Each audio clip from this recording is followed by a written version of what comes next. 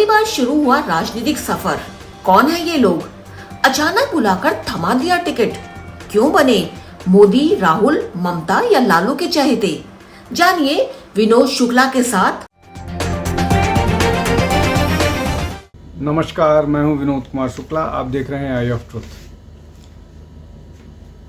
हमने पूरे चुनाव के दौरान लगातार आपको उन कैंडिडेट्स के बारे में परिचित कराया जो कैंडिडेट्स पहली बार जिनको चुनाव मैदान में उतारा गया है और उनके ऐसे कैंडिडेट्स जिनके नाम चौंकाने वाले थे।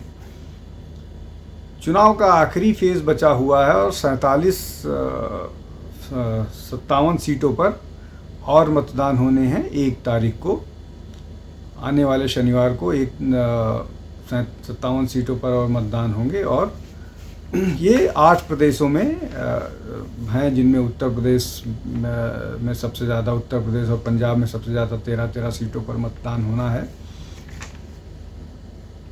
बाकी और सब जगह कहीं 8 है, कहीं 3 है, कहीं 1 है। उसमें पंजाब के 13 सीटें और एक चंडीगढ़ की सीट को अगर वो जोड़ दिया जाए तो 14 सीट हो जाता है। हरियाणा के चुनाव पिछले फेज़ में ख़त्म हो गए।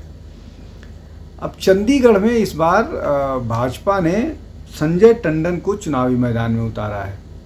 संजय टंडन को चुनाव में उतारने के लिए भाजपा ने अपनी 2 टर्म की एमपी चंडीगढ़ से किरण खेर को टिकट नहीं दिया है। इस बार किरण खेर ने कांग्रेस के पवन कुमार बंसल को चुनाव में हराया था पिछली बार। उसके पहले उन्होंने फिल्म अभिनेत्री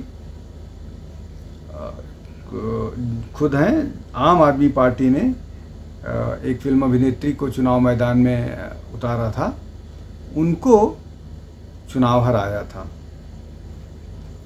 लेकिन इस बार के चुनाव में ये महत्वपूर्ण है कि भाजपा ने एक कैडर के व्यक्ति संजय टंडन को चुनाव से मैदान में उतारा है, जो बलराम जी दास टंडन उनके पिता हैं, जो चंडीगढ़ भाजपा के सबसे लंबे समय तक 2010 से 2019 तक अध्यक्ष रहे हैं। तो उनके सुपुत्र हैं। हालांकि संजय टंडन की उम्र लगभग 60 के आसपास है, तो ऐसा भी नहीं कहा जा सकता है कि वो बहुत यंग हैं, लेकिन उन पर भाजपा ने अपना दांव आजमाया है। जो बलराम दास जी टंडन हैं, ये जनसंघ के फाउंडिंग मेंबर्स में थे और छत्तीसगढ़ के गवर्नर भी रह चुके हैं। चंडीगढ़ में इस बार कांग्रेस ने पवन कुमार बंसल की बजाय मनीष तिवारी को चुनाव मैदान में उतारा है। मनीष तिवारी इसके पहले जो 2 बार चुनाव लुधियाना से जीत चुके हैं और आनंदपुर साहब से चुनाव जीत चुके हैं, तो उनको इस बार चंडीगढ़ से उतारा गया है। हालांकि चंडीगढ़ में उनको आउटसाइडर कह के कहा जा रहा है, लेकिन मनीष तिवारी का कहना ये है कि उनकी पैदाइश चंडीगढ़ में हुई है, इसलिए वो चंडीगढ़ के हैं और चंडीगढ़ के लोगों से इतना परिचित हैं कि अगर 50 लोग उनसे मिलने आता है तो 40 को वो नाम से जानते हैं।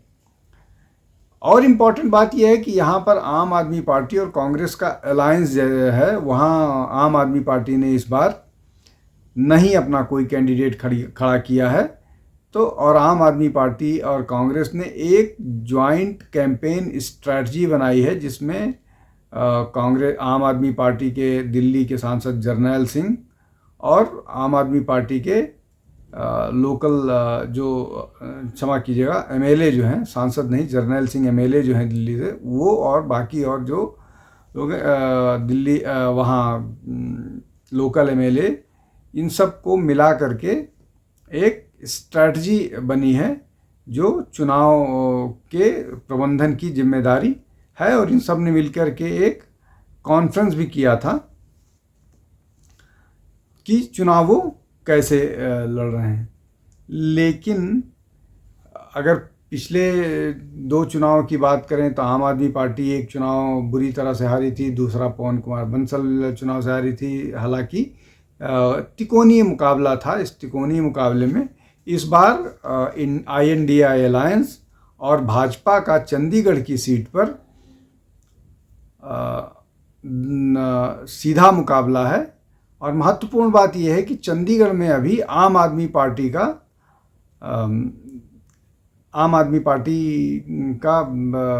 वहाँ पर मेयर है, तो इसलिए भी वो सीट महत्वपूर्ण हो जाती है।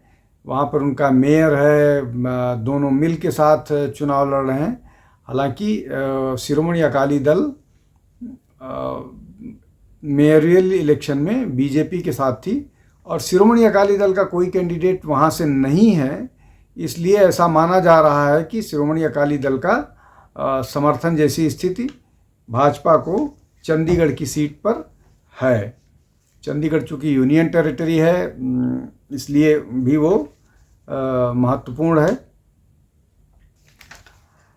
अब क्या स्थिति है, चूँकि संजय टंडन जो हैं वो किसी को उनके नाम की उम्मीद नहीं थी और सबको वो नाम सरप्राइजिंग लगा, और इसलिए संजय टंडन को लेकर के चूँकि बहुत जाना पहचाना नाम नहीं है। अगर आप किरण खेर से कंपैरिजन करें तो उस कंपैरिजन में कहीं से भी संजय टंडन को कोई नहीं जानता है।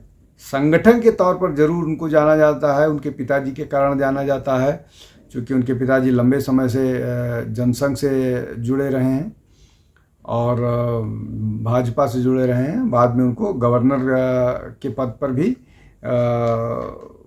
छत्तीसगढ़ भेजा गया था।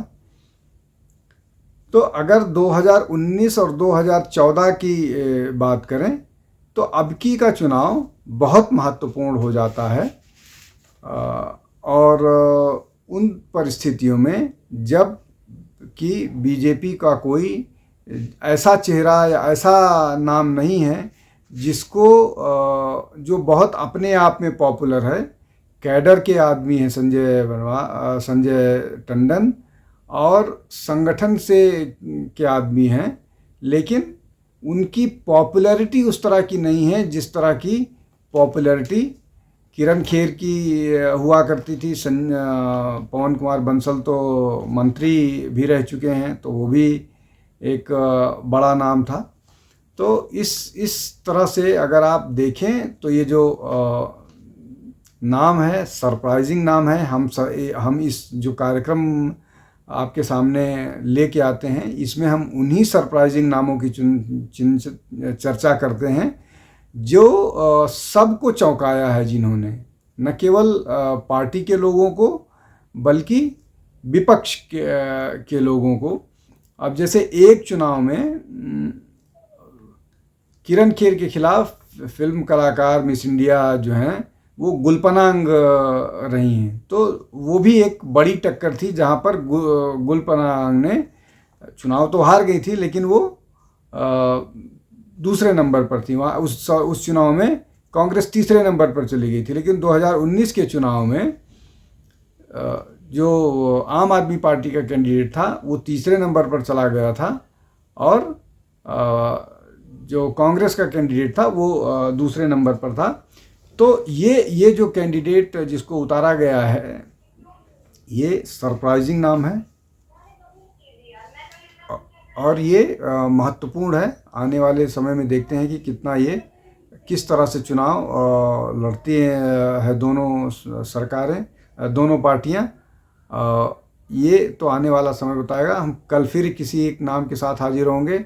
आप देखते रहिए आई ऑफ ट्रुथ। बहुत बहुत धन्यवाद। नमस्कार।